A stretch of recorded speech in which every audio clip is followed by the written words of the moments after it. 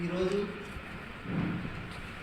తెలంగాణ రాష్ట్రం లోపల ఎటువంటి పాలన జరుగుతుంది అనేటటువంటి విషయం మీద రెండు మూడు విషయాల మీద మాట్లాడాలనేటటువంటి ఉద్దేశంతో ఈ ప్రత్యేకమైనటువంటి మీడియా సమావేశం ఏర్పాటు చేయడం జరిగింది. చాలా విషయాలు ఉన్నాయి మాట్లాడాలంటే. అటు రైతులకు సంబంధించినవి ఉన్నాయి, మహిళలకు సంబంధించినవి ఉన్నాయి, విద్యార్థులకు సంబంధించినవి ఉన్నాయి, వృద్ధులకు సంబంధించినటువంటివి ఉన్నాయి.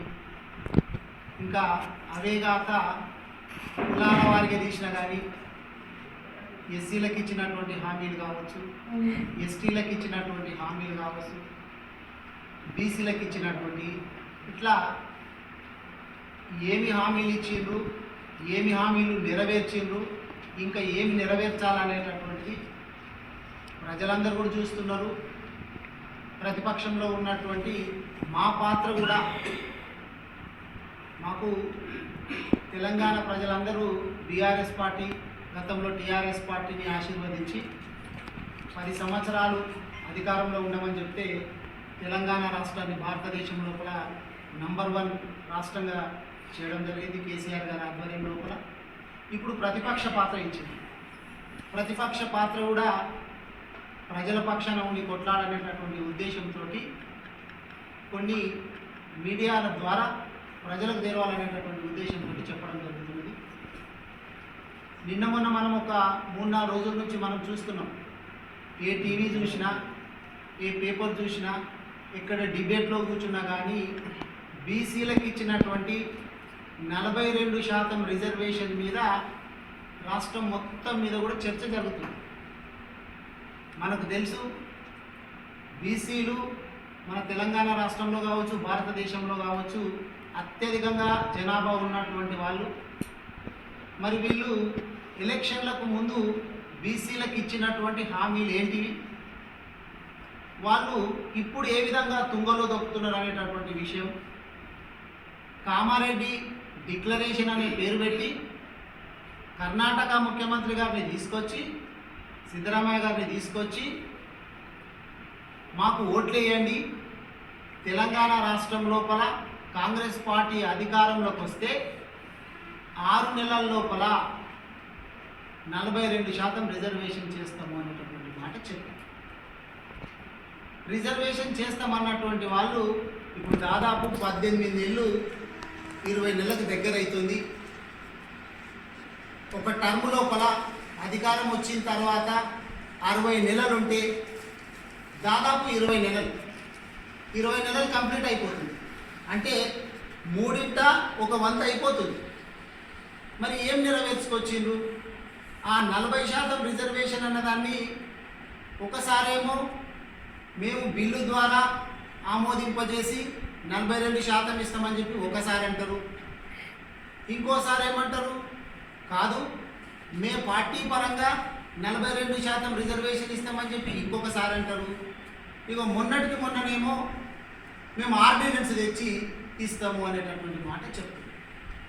అంటే గందరగోళం. అసలు వీళ్ళు ఏ మాట మీద ఉన్నారు? మనకు తెలుసు ఒక కమిషన్ అని చెప్పి వేసిరి. అది ఆ కమిషన్ పని ఏదంటే మళ్ళీ డెడికేటెడ్ కమిషన్ అని వేసిరి. అది ఎన్ని రోజుల రిపోర్ట్ ఇచ్చింది అనేది కూడా మనకు తెలుసు. దాని శానిటీ ఎంత మనకు అన్ని విషయాలు తెలుసు. దాని రిపోర్ట్ చూసిన తర్వాత తెలంగాణ రాష్ట్రంలోని బీసీ ప్రజలందరూ కూడా మమ్మల్ని తక్కువ చేసి చూపిస్తున్నారు అనేటటువంటి విషయము అందరు చెప్పిరు, మనం విన్నాం. దాని తర్వాత బిల్లు పెట్టిన తర్వాత అసెంబ్లీలో పాస్ కాగానే ఇక ఆ పార్టీలో ఉన్నటువంటి మా బీసీ సోదరులందరినీ పిలుచుకొని ముఖ్యమంత్రి గారు శాలువాలు వేయించుకోవడం, దండలు వేయించుకోవడం, సన్మానాలు చేయించుకోవడం అయిపోయింది. ఇక బీసీలకు మొత్తము 42% రిజర్వేషన్ ఇచ్చినాం అనే విధంగా అప్పుడు బిల్లు అసెంబ్లీలో పాస్ కాగానే చెప్పి అక్కడి నుంచి ఏం చేయాలా? బిల్లు పాస్ అయితే ఎక్కడికి పోవాలా?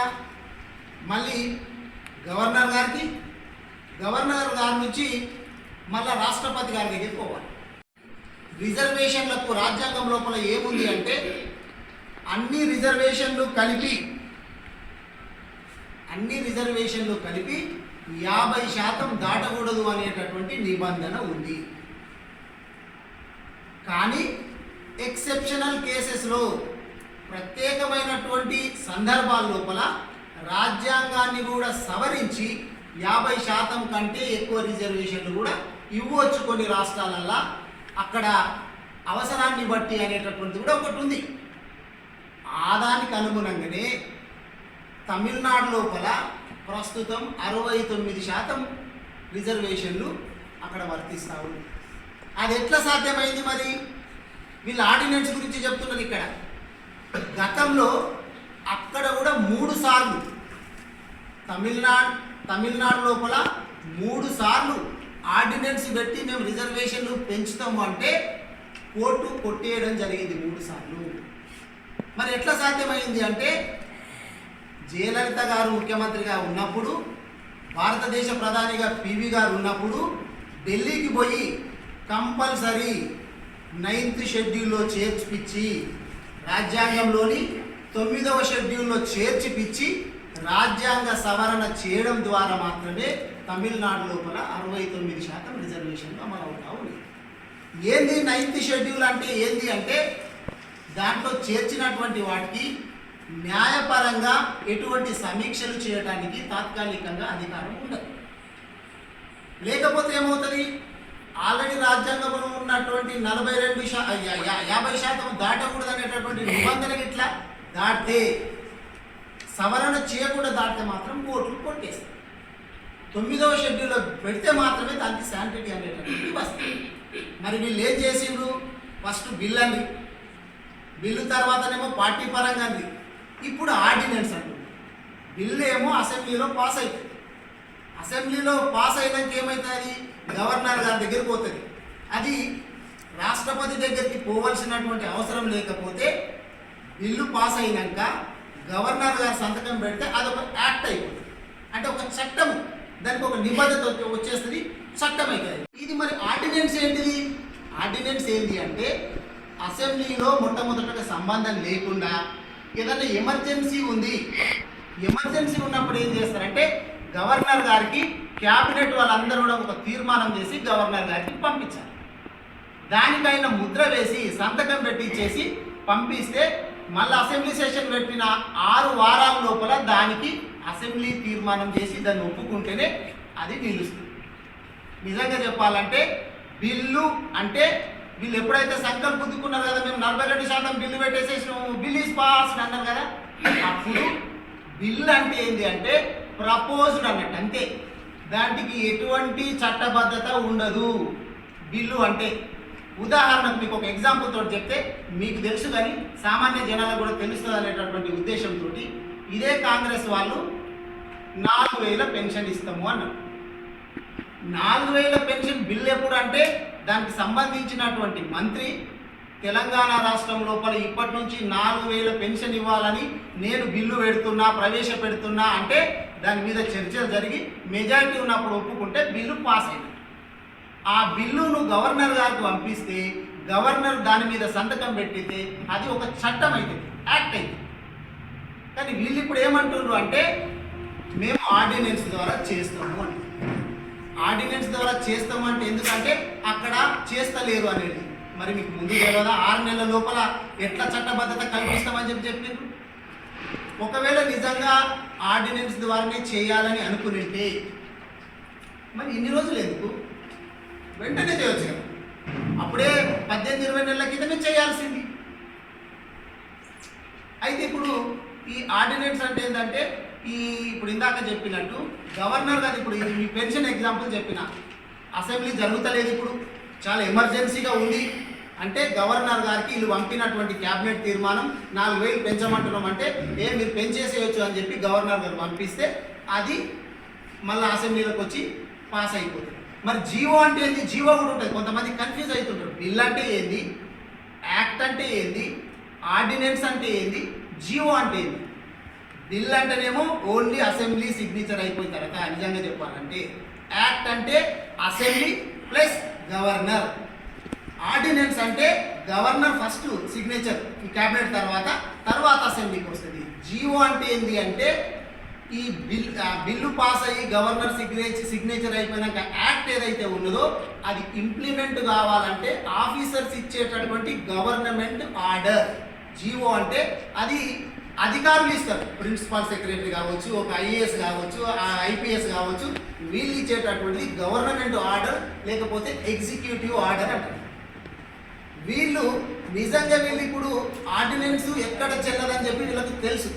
ఎందుకంటే మహారాష్ట్రలో కావచ్చు, బీహార్లో కావచ్చు, రాజస్థాన్లో కావచ్చు, మధ్యప్రదేశ్లో కావచ్చు, కేరళలో కావచ్చు, ఇట్లా ఆర్డినెన్స్లు చేస్తే ఆర్డినెన్స్లు అయిపోయిన తర్వాత దానికి చట్టబద్ధత లేక కోర్టులన్నీ కూడా కొట్టేసి దాని చరిత్ర చూస్తేనేమో 120 సంవత్సరాల చరిత్ర మాకని గొప్పలు చెప్తున్నటువంటి కాంగ్రెస్ పార్టీ ఇక తెలంగాణలకు అధికారంలోకి వచ్చే ముందు పెట్టినటువంటి మేనిఫెస్టోలో ముఖ్యంగా కామారెడ్డి డిక్లరేషన్ అని 42% రిజర్వేషన్ బీసీలకు లోకల్ బాడీలో, అదేవిధంగా ఈరోజు తీసుకుని వచ్చినటువంటి దాంట్లో విద్యా ఉద్యోగాల్లో కూడా కల్పిస్తామని చెప్పింది.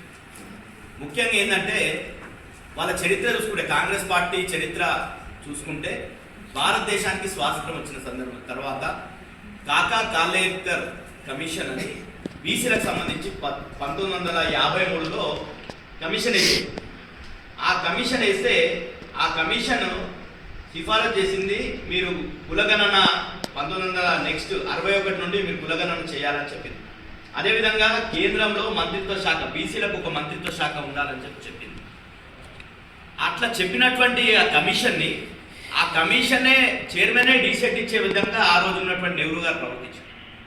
అదేవిధంగా రెండో కమిషన్ మండల్ కమిషన్ అని చెప్పేసి 1979లో కమిషన్ వేస్తే 1980లో రిపోర్ట్ ఇచ్చింది ఆ కమిషన్ ఇచ్చి 27% బీసీలకు రిజర్వేషన్ ఇవ్వాలని చెప్పేసి విద్యా ఉద్యోగాల్లో ఇవ్వాలని చెప్పి 1980లో ఆ కమిషన్ సిఫారసు చేస్తే 10 సంవత్సరాలు ఆ రోజు అధికారంలో ఉన్నటువంటి ఇందిరాగాంధీ గారు కావచ్చు, అదేవిధంగా రాజీవ్ గాంధీ గారు కావచ్చు, ఆ మండల్ కమిషన్ నివేదికని పక్కన పెట్టి విపి సింగ్ గారు ఎప్పుడైతే ప్రధానమంత్రి అయిందో విపి సింగ్ గారు దాన్ని అమలు చేయడానికి పార్లమెంట్లో పెడితే ఆ సందర్భంగా జరిగినటువంటి చర్చలో రాజీవ్ గాంధీ గారు ఆ రోజు ఏమన్నారంటే బీసీలకు ఇట్లా 27% రిజర్వేషన్ కల్పిస్తే దేశం విభజించబడుతున్నది, మొత్తం కూడా జాతి విభజించబడుతుంది అని చెప్పేసి రాజీవ్ గాంధీ గారు ఆ రోజు 1990లో మాట్లాడారు. అంటే కాంగ్రెస్ పార్టీ చరిత్ర ఏ విధంగా ఉందనేది నేను చెప్తున్నా.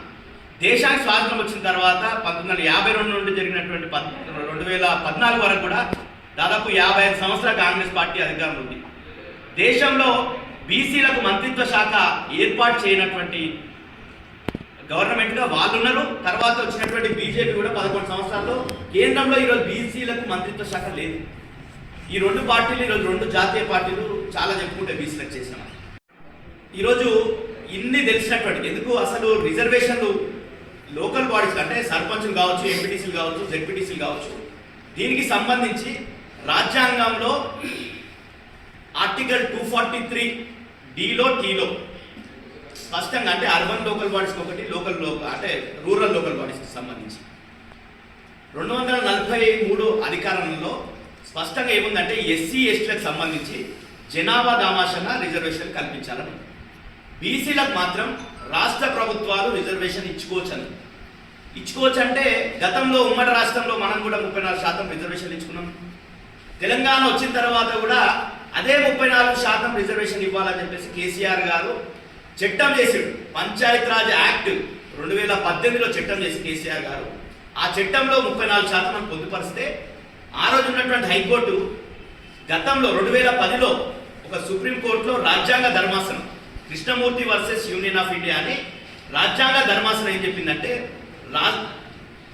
ఏదైతే రాజ్యాంగంలో ఎంత % రిజర్వేషన్ ఇవ్వాలని లేదు, ఎట్లా ఇవ్వాలని లేదు, కాబట్టి ఒక డెడికేటెడ్ కమిషన్ వేయాలి. దాని ద్వారా మొత్తం వెనుకబాటుతనాన్ని పూర్తిగా గ్రామ స్థాయిలో ఒక వార్డు మెంబర్ స్థాయి వరకు కూడా విచారణ చేసి బీసీలకు ఎంత శాతం రిజర్వేషన్ ఇవ్వాలి అని నిర్ధారించాలి. ఆ రిజర్వేషన్లు కూడా 50% దాటు, అంటే ఎస్సీ ఎస్టీ పోను మిగతా 50% లోపట్నే ఇవ్వాలని చెప్పేసి సుప్రీంకోర్టు 2010లో చెప్పినప్పటికీ మనకు తెలంగాణ ఉద్యమం జరుగుతున్న క్రమంలో 2013లో మనకు సర్పంచ్ ఎన్నికలు అయినాయి. ఆ సందర్భంలో ఏం చెప్పిందంటే అప్పుడు కూడా ఈ ప్రాబ్లం అయింది. అయినప్పుడు రాష్ట్ర ప్రభుత్వం ఏం చెప్పింది, మేము ఇప్పుడు లెక్కలు చేసే పరిస్థితులు లేము, మాకు ఇక్కడ తెలంగాణ ఉద్యమం ఆందోళన జరుగుతుంది కాబట్టి ఒక్కసారికి అవకాశం ఏంటని ఆ రోజు కిరణ్ కుమార్ రెడ్డి గారు అఫిడవిట్ ఫైల్ చేస్తే ఒక్కసారికి మాత్రం 61% అంటే 34% బీసీలు, 18% ఎస్సీలు, 10% 9% ఎస్టీలు, 61% రిజర్వేషన్తో అప్పుడు ఎన్నికలు జరిగినాయి.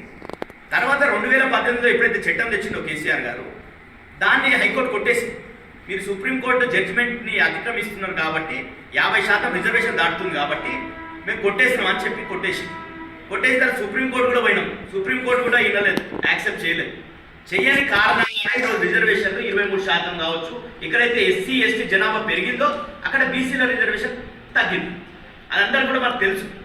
వీళ్ళు ఏం చెప్పారు, వీళ్ళకి చట్టం తెలియనట్టు, తర్వాత రాజ్యాంగం తెలియనట్టు, కాంగ్రెస్ పార్టీకి సుప్రీంకోర్టు జడ్జిమెంట్ తెలియనట్టు మేము 42% ఇస్తామన్నారు.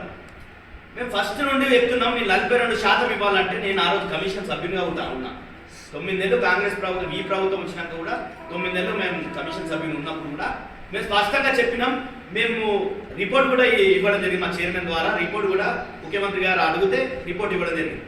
ఏంటంటే మీరు తమిళనాడు తరహాలో చేస్తే సాధ్యమవుతుంది. తమిళనాడులో వాళ్ళు ఒక కమిషన్, రాజ్యాంగబద్ధమైనటువంటి కమిషన్ వేసి వీళ్ళు వేసింది ఏంది, డెడికేటెడ్ కమిషన్ బీసీ వెల్ఫేర్ డిపార్ట్మెంట్తో ఒక జీవోతో చెప్పారు. కానీ రాజ్యాంగంలో ఉన్నటువంటి 340 అధికారంతో ఆడ తమిళనాడులో ఒక కమిషన్ వేసి ఆ కమిషన్ ద్వారా లెక్కలు తీసి, అంబాశంకర్ కమిషన్ అని ఆ కమిషన్ ద్వారా లెక్కలు తీసి, ఆ లెక్కలు శాస్త్రీయమైనటువంటి లెక్కలు తీసి వెనుకబాటుతనాన్ని ఆ రోజు మేము తమిళనాడు కూడా పర్యటించినాం కాబట్టి తమిళనాడులో 74% బీసీలు ఉన్నారని నిర్ధారించి దాంట్లో 50% వెనుకబడి ఉన్నారని చెప్పి 50% బీసీలకు, 18% ఎస్సీలకు, 1% ఎస్టీలకు అని చెప్పి 69% రిజర్వేషన్లను వాళ్ళు ఇంప్లిమెంట్ చేసిన సందర్భంలో అక్కడ కూడా ఆర్డినెన్స్ అవి తీసుకొస్తే తమిళనాడులో కొట్టివేస్తే ఆ రోజు జయలలిత గారి ఇంతకుముందు ఆనంద్ సార్ గారు చెప్పినట్టు ఆ రోజు ఉన్నటువంటి వాళ్ళ ఇన్ఫ్లుయెన్స్, అక్కడ ఉండేటటువంటి రాజకీయం, మనం తమిళనాడు రాజకీయాలు తప్పకుండా మనం తెలుసుకోవాల్సినట్టు వాళ్ళ నుండి స్ఫూర్తి తీసుకోవాలి. అన్ని పార్టీలు ఒకటైపోయి తమిళుల కోసం అన్ని పార్టీలు ఒకటైపోయి మొత్తం కేంద్రం పోయి పివి నరసింహారావు గారిని ఒత్తిడి పెట్టి నేను ఆ బిల్లు 9th షెడ్యూల్లో పెట్టించినంత వరకు కూడా నేను మళ్ళీ తమిళనాడుకు రానని చెప్పి శపథం కొని ఆ రోజు జయలలిత గారు పోయి బిల్లు 9th షెడ్యూల్లో పెట్టించుకొని ఇప్పటికీ 69% రిజర్వేషన్ తమిళనాడులో అమలైంది. మనం ఏం చేసినాం, మనము 6 నెలల్లో మేము బీసీలకు కమిషన్ వేస్తాం, కమిషన్ ద్వారా లెక్కలు తీసి 42% ఇస్తామన్నారు. వీళ్ళు చేసింది ఏంటంటే, వీళ్ళు వచ్చిన తర్వాత మార్చిలో ఒక జీవో ఇచ్చారు. మార్చి 2024లో GO number 26 BC welfare department నుండి ఇచ్చి ఎందుకు ఇచ్చినది, పార్లమెంట్ ఎన్నికలు వస్తున్నాయి కాబట్టి మేము కులగణన స్టార్ట్ చేసామని దేశవ్యాప్తంగా చెప్పుకోవాలి కాబట్టి ఈడ ప్రచారం కోసం బీసీ వెల్ఫేర్ నుండి ఇచ్చిన తర్వాత అయిపోయింది. అది ఆ జీవో అక్కడే ఉంది.